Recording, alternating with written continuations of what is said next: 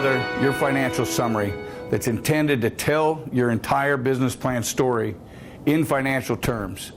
We've got to be careful that we focus on the pieces that matter the most.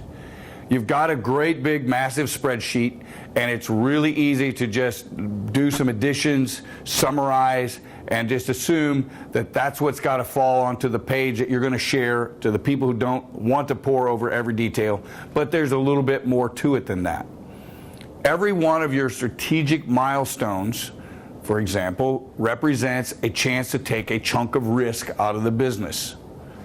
So what actions are you taking? What financial realities have you been able to accomplish at certain points along the way?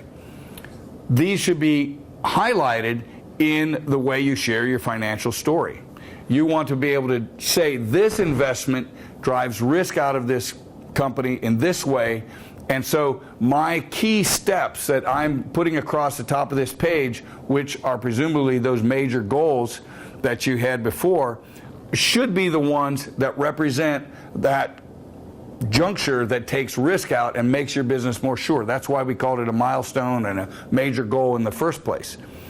However, one of the things that you will have discovered while you dug into the financial modeling is that some of those variables, like how much would it cost and how much time would it take, and is that one a really wide range of potential? Which ones of those would be a make or break kind of a point in the success of this business? You want to make sure that you have clarity around what are those key points. Because what will always happen, especially if you're going out to raise money, what will always happen when you're trying to share this story in financial terms is that the people who do this for a living every day will put their finger quickly on the hinge point of what's going to make this happen, what could make it fail.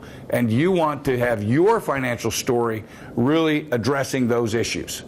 So it usually doesn't come down to this at this point, but if you look at this series of key goals that you've been using across the top of the page, and you've discovered that there's something else that's a really critical landing point for you because of what you learned about it financially and what it could cost, what it does if it goes wrong to the overall return of your business, then you need to go back and rethink the progression of the major goals. Which things make that chart and which things don't. Because you want to be the one who puts it all down on the page and says, this is the way we march to a secure, successful, sustainable future.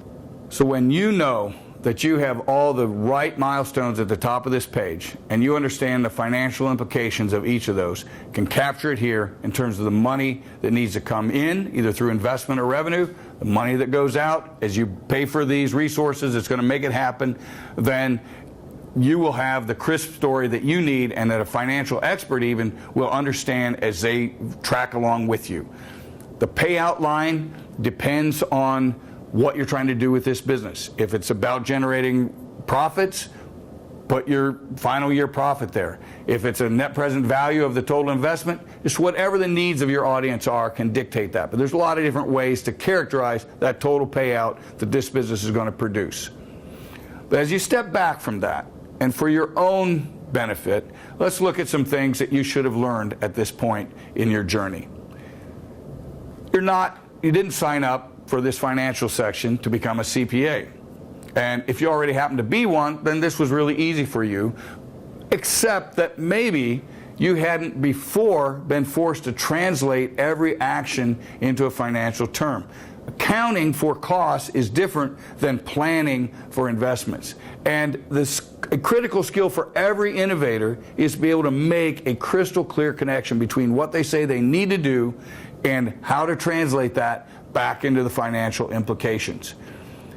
These numbers give you insight into what's going to be important for you to have that ding in the universe that you said you wanted to accomplish. And you've got to be comfortable with those numbers and say, I believe that this is true because of what's behind that analysis. So don't worry about taking over your accountant's role. Just make sure you understand why you're doing what you're doing and why it has the financial implications that it does at every point of the journey, and you're good to go.